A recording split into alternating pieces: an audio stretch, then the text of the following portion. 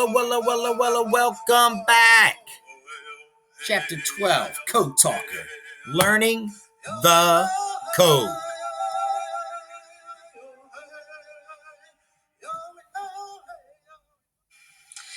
Code Talker by Joseph Bruchac, published by the Penguin Group. Please excuse any mispronunciation of the Navajo language. Just try your best. Chapter 12, Learning the Code. That first day in class, Johnny Manuelito emphasized to us how important our jobs as code talkers would be. The lives of many men, he said, will depend on your messages. You have to get it right, the first time, every time. Facts. Because of its great value, no one was ever to be told about the code. Nothing I wrote down in that room could ever be taken from the room. It all had to be kept stored in only one place, in my head. Yep. That was why everything put on the blackboards was quickly erased. Every scrap of paper we wrote on was collected at the end of each day. If I breathed a word about the very existence of the code to an outsider, even to another Navajo Marine who was not a code talker, I could be placed in the brig for the rest of the war. Last thing you I want. have heard it said that we Navajos carried code books with us. That is not so. Some code books were printed up, but they were kept closely guarded. The only two places in the whole world where they were used were our training areas at Pearl Harbor and Camp Elliott. The code went with us everywhere, but only in our memories. If you are captured in battle, John Benally said, die before telling the enemy anything about the code. Even if they beat you, even if bamboo splinters are shoved under your fingernails, you must keep quiet about our secret. I will never tell the enemy. I wrote those words down on my paper and underlined them twice. John Benally's warning did not frighten me. It made me proud that our sacred language was so important to America. It felt good to know that we were the only ones who could do this useful thing. We swore that we would protect the code with our lives, and we kept our word. I'm not sure how many of us became Navajo code talkers during World War II, but I know that it was close to 400 men. While it remained classified, not one of us ever told about the code, not even to our families. We kept it secret throughout the war and long after. How did we make the code work? In fact, grandchildren, it was not hard. First of all, we had to learn a new alphabet. For every letter in the English alphabet, a Navajo word was assigned. Walichi, or ant, the very nickname that Hostine Mitchell gave me, was the first alphabet word in our code. That coincidence seemed to me to be a sign that the way of code talking was something I was meant to do, and that I could do well at. Bish dosh ish, which is zinc, was the last. Okay.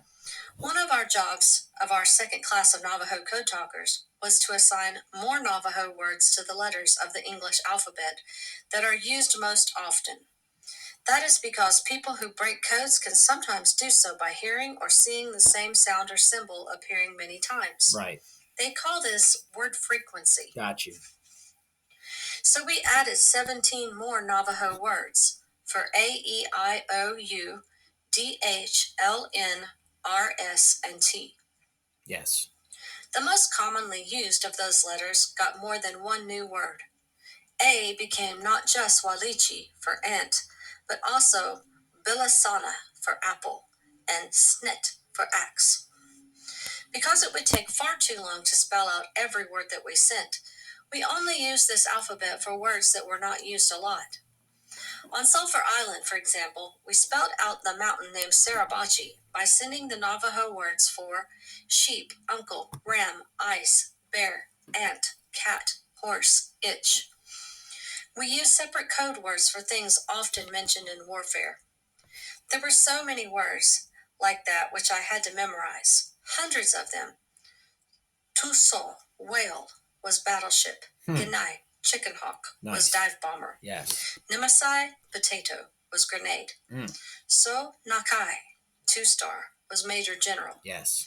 Every night I went to bed in our barracks, whispering those words to myself. Each day I was tested in the classroom and taught more words. I did this week after week until the code became as much a part of me as my mouth, my eyes, and my ears. Let's go. It was not easy, but I was proud to be doing something that only a Navajo could do. They did try having some young white men learn our code. Major Shannon, another of the Marines who was recruiting Navajos, had been a Bureau of Indian Affairs school principal before he became a Marine. He was convinced that whatever a Navajo could do, a white man could do better. Oh boy. He found 3 young white men who were the sons of Indian traders. Major Shannon wrote a letter saying they spoke fluent Navajo and insisting they should immediately be made sergeants and given the job of telling the Navajo code talkers what to do. The Marine Corps, however, said those 3 white men had to go through basic training and start as privates. They would have to prove they were as good as they said. They were not. When it came to things like saying hello, counting from 1 to 10, or talking about buying coffee and sugar, they did pretty well. But they could not carry on a real conversation. They could not even pronounce many Navajo words right. They were quickly removed from code school and assigned to be ordinary Marines. Camp Elliott was not all work. Once we began to master the code, we began to have fun. During the last 2 weeks, we were taught such things as how to use and repair our signal equipment. All of our instructors were white Marines who were patient and friendly with us. Because we liked them, we began to play tricks on them and tease them. Even though the Morse code class he taught was so boring that it made us want to go to sleep, Corporal Radant was the teacher we liked best, so we drove him crazy. What did we do to him?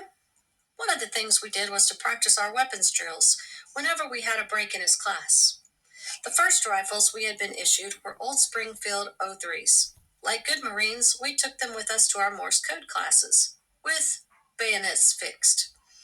Those bayonets were big knives with 14-inch long blades. Whenever the smoking lamp was lit, which meant anyone who wanted to take a break could do so, my friends and I would pick up our rifles and practice bayonet fighting with them. It was great fun. The fact that we nicked each other now and then and also completely destroyed those old Springfields while we were doing it made it even better.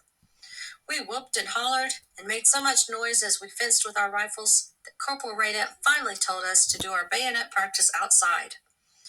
And just to let him know that we were really training hard, every now and then one of us would shove a bayonet through the wall of the tent near wherever he had taken refuge. Sadly, we had to end our fencing matches when we were issued new M1 rifles.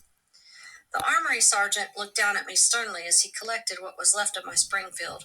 "Begay," he said, "you get even so much as a scratch on this here new M1. A big chunk of cash is going to be docked from your pay." Oh boy. However, we quickly came up with a new game to keep Corporal Radant's life interesting. Instead of bayonet drill, we started doing hand-to-hand combat during our breaks. Because we had been told by our instructors that a Marine must always be ready to counter an attack, we included our friend Corporal Radant whenever we could. Anytime he dared to step outside the tent for a smoke, he found himself wrestled to the ground by a pile of screaming Navajos. At the end of our time with Corporal Radant, he said that he had something he wanted to tell us. "Because of you," he said in a very serious voice, "I have lost my temper, my health, my good disposition, and my faith in my fellow men, some men in particular." He looked right at me. I looked back at him, widened my eyes, and then crossed them. Corporal Radant began to laugh. "I am really going to miss you, Indians." Oh. Those weeks at Camp Elliott were some of the best in my life. Much hardship and pain and sadness lay ahead of me, but during those weeks, as we prepared for war, I felt at peace. For so many years, I had been in schools where I was told never to speak our sacred language. I had to listen to the words of Biligana teachers who had no respect at all for our old ways, and who told us that the best thing we could do would be to forget everything that made us Navajos. Now, practically overnight, that had all changed. Because it was important for us to speak Navajo, we used it with each other much of the time. Unlike at the schools back on the reservation, we were not forced to speak only English. Sometimes, as we chatted with each other in Navajo, the other non-Navajos would look at us, wondering if we were talking about them. But no one ever told us to stop. We were supposed to speak our sacred language here. It felt so good to do this that sometimes it made me want to shout with happiness. "It is so good," Henry Bahai said to me one day near the end of our training. I nodded. Those few words of his said it all. It was so good. It was good to have our language respected in this way. It was good to be here in this way. It was good that we could do something no one but another Navajo could do. That's God. Knowing our own language and culture could Yes. save the lives of Americans we had never met and help defeat enemies who wanted to destroy us. Love it. I think that all of us felt the same way. I could tell by the smiles on their faces, the laughter we shared, and the seriousness with which my fellow code talkers approached our work. Our hearts felt full as we studied the code, took apart and repaired radios in the field, and learned how to fight with our weapons. We were proud to be Marines, and even prouder of the role that we had been chosen to play. Now, grandchildren, when I say we were proud, I do not mean that we became self-important. We did not go around thinking we were better than anyone else. We did not boast. Our pride was quiet and humble. We remembered that the language that now could be of such great use, our sacred language, had been passed down to us by our elders. We kept our elders and our families in mind as we studied. We remembered our sacred land. Each morning I thought of my home and my family. I stood facing the rising sun. I took corn pollen from the pouch I always carried at my waist, touched it to my tongue and the top of my head, then lifted it up to the 4 sacred directions as I greeted the dawn. Cool. That pouch stayed with me wherever I went during the war. The blessing of that corn pollen helped keep me calm and balanced and safe. Near the end of our training, we decided to have a special Navajo dance at Camp Elliott to show our appreciation to those who had taught us so much. We also wanted to do something special for our non-Indian buddies who were going through regular Signal Corps training and knew nothing about our code. Some of them were very curious about our culture, and we figured we could at least share a little of our Navajo way with them. We got $20 from the camp athletic and morale officer to finance a ceremonial dance. Aw. We dressed in blankets and moccasins. We took off our Marine Corps caps and put our headbands around our foreheads. Jimmy King, who is one of the best students in our class, played the drum as we danced. We sang the songs of the riding song and the bluebird song as we circled about the camp. It was a good dance, and it entertained our white buddies. Some of them clapped their hands and tried to sing along with us. A few even tried to do some dance steps, Corporal Radant and a blonde Marine from Boston named John Smith among them. Smitty, as everyone called him, had become one of my own special buddies, and I shook his hand when he finished dancing. There was much laughter and many smiling faces that day. Our songs were lighthearted, for we knew that time lay ahead of us when our hearts might be heavy. At the end of our program, we had a special surprise. Jimmy King had translated the Marine Corps hymn into Navajo, and we all sang it together. Just about everyone knows that song these days, but when we put it into Navajo, it came out a little differently. Nin hokai bai ke ana I la, we sang.